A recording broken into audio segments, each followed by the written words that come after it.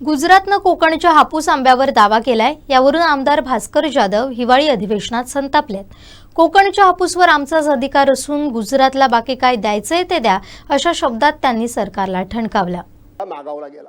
आमच्याकडे कोकणामध्ये ज्या फळबागा आहेत त्या फळबागा सुद्धा योग्य वेळेला योग्य ते हवामान असेल तरच त्याला मोहर येतो। आणि आपल्याला असं वाटतं की कोकणामध्ये सगळे लोक हे सगळे हापूसचा आंबाच खातात, असं नाहीये। ते हापूस आंबा पिकवणारे हे कोकणामधले ठराविकच तालुके आहेत। मी ज्या चिपळूण तालुक्यामध्ये राहतो त्या चिपळूण तालुक्याला कुठेही समुद्रकिनारा नाही आणि ज्या ठिकाणी समुद्रकिनारा नाही त्या ठिकाणी हापूस आंब्याचं पीक येतच नाही, आलं तरी जेमतेम येतं। आणि म्हणून आपल्याला असं वाटतं की कोकणामधले सगळे जे काही जिल्हे तालुके आहेत ते पूर्णपणे हापूस आंबाच खातात, असं नाहीये। हापूस आंबा हा लोकांनी स्वतःच्या कष्टातून उभा केलाय। सरकारी कर्ज, सरकारी तगाई, सरकारी अनुदान, सरकारी कुठल्याही प्रकारची सूट न घेता स्वतःच्या डोक्यावर पाण्याचे हंडे घेऊन दिवस रात्र राबून सिंधुदुर्ग सारख्या ठिकाणी, देवगड सारख्या तालुक्यामध्ये जिथं मातीच नाही, पूर्णपणे लॅटराइट स्टोन आहे, जांभा दगड आहे, आप्पासाहेब गोगटे वारले, पण त्यांनी खूप मोठ्या प्रमाणामध्ये या ठिकाणी तिथल्या लोकांना समृद्ध केलं। त्या कापळामध्ये, जांभ्या दगडामध्ये खड्डे मारून बाहेरून माती आणून तिथं आपल्या स्वतःच्या कष्टाने, स्वतःच्या घामाने, स्वतःच्या पैशानं त्यांनी तिथे कलम उभी केलेली आहे। त्या ठिकाणी हापूस आंब्याची लागवड केली आहे, त्यातून 2 पैसे मिळतात, कोकणी माणूस समाधानी असतो। तो कधीच कर्ज काढायला तयार नाही, कर्ज काढलं तर तो वेळेवर भरतो, तो बुडवायला तयार नाही, तो कधी एखादा हुक टाकून कोणाची लाईट चोरत नाही, तो 1 पैशाचं सरकारी देणं कोणाचं ठेवत नाही। घरपट्टी असेल, पाणीपट्टी असेल, वेळच्या वेळी भरायची।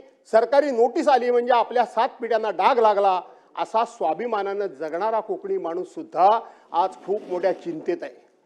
शेती हातातून गेली, फळबागा हातातून गेल्या, त्याचबरोबर मत्स्य व्यवसाय पण अध्यक्ष महोदय हातातून गेला।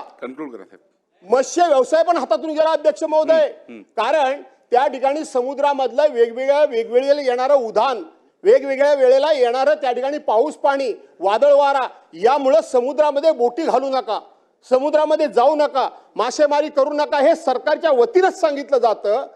तरी सुद्धा तो बिचारा आपला जीव या ठिकाणी धोक्यात घालून तो जातो। इथं आपण बघितलं कारंजा बंदरावर परवानच्या दिवशी 37 माणसं 9 दिवस समुद्रामध्ये अडकून पडली होती, त्यांचा पत्ता लागत नव्हता, ते कुठे आहेत ते ट्रेस आउट होत नव्हते। 9 दिवस 37 माणसं ही पाण्यामध्ये अडकून पडली होती। तो मत्स्य व्यवसायाचा धंदा सुद्धा आता बंद पडलाय आणि त्याच्यावर आणखीन परत एक आमच्यावर डागणी दिली जाते, दुःखावर आमच्यावर घाला घातला जातोय।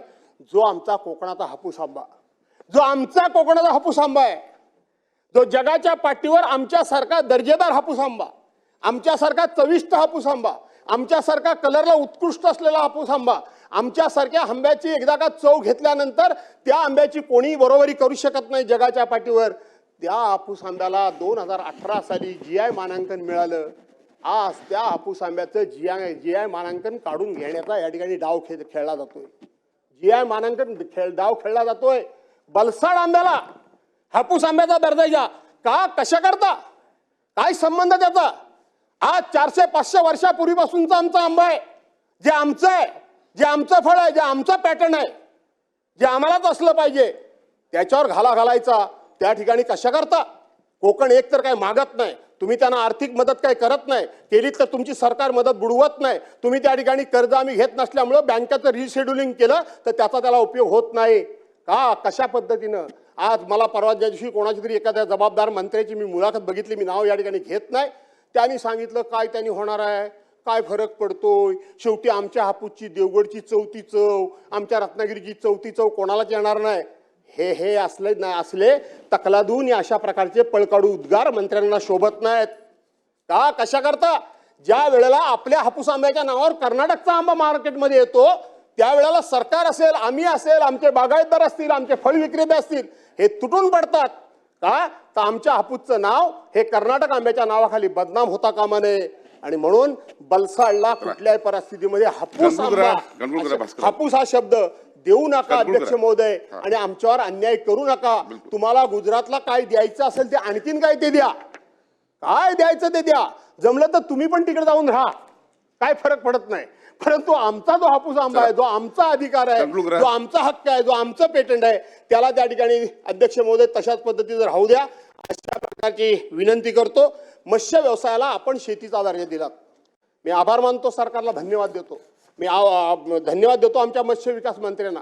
गेली 10-15 वर्षे या विषयाकरता सातत्याने भांडण्याचं काम, संघर्ष करण्याचं काम, या सभागृहामध्ये चर्चा 1936 साली विधिमंडळ अस्तित्वात आल्यापासून पहिल्यांदा कोकण विकासावर चर्चा घडवणारे कैलासवासी गुरुनाथ कुलकर्णी आणि मी भास्कर जाधव. यापूर्वी कोकणावर कधीही स्वतंत्र चर्चा झाली नव्हती.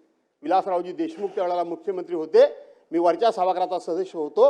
आम्ही पहिल्यांदा ही चर्चा घडवली, त्यावेळेपासून मी भांडत होतो. आणि आज आमच्याच कोकणातले मत्स्य विकास मंत्री आहेत, त्यांनी जर या ठिकाणी सरकारच्या पाठीमागे लागून तिथं आमच्या मत्स्य व्यवसायाला शेतीचा दर्जा दिला असेल तर एक कोकणी माणूस म्हणून मी त्यांचं मनापासून अभिनंदन करतो, मी त्यांना धन्यवाद देतो. पण हे नुसतं डिक्लेअर करून चालणार नाही. खऱ्या अर्थानं मत्स्य शेती म्हणजे तुम्ही त्या मत्स्य व्यावसायिकांना नक्की काय देणार आहात, कशा पद्धतीनं मत्स्य शेतीचा दर्जा दिला, तो दर्जा म्हणजे काय, हे सातत्यानं मी शोधण्याचा डिपार्टमेंटमध्ये प्रयत्न करतो, पण तो मिळत नाही. आणि म्हणून अध्यक्ष महोदय, त्याला पण शेतीचा दर्जा द्या आणि त्या मत्स्य व्यावसायिकांना त्या ठिकाणी वाचवा अशी विनंती करतो. आमच्या बागायती वाचवा, आमचे मत्स्य व्यवसाय वाचवा, आमच्या फळबागा वाचवा, आमची शेती वाचवा आणि त्याचबरोबर विदर्भाला सुद्धा वाचवा, मराठवाड्याला सुद्धा वाचवा, उत्तर महाराष्ट्राला वाचवा, पश्चिम महाराष्ट्राला वाचवा. कारण शेवटी सगळा महाराष्ट्र हा जर समृद्ध होईल तर संपूर्ण महाराष्ट्र समृद्ध होईल. आणि म्हणून या चर्चेच्या माध्यमातून सरकारचं औदासीन्य आहे, सरकारचं दुर्लक्ष आहे. एवढं बोलल्यानंतर सुद्धा एक मंत्र्याच्या पलीकडे कोणी मंत्री आला नाही. आणि म्हणून सरकार लोकांना फसवण्याकरता हा चर्चेचा हा प्रस्ताव येऊ नये, लोक शेतकऱ्यांना न्याय देण्याकरता आलेला असावा एवढी अपेक्षा करतो. या ठिकाणी थांबतो.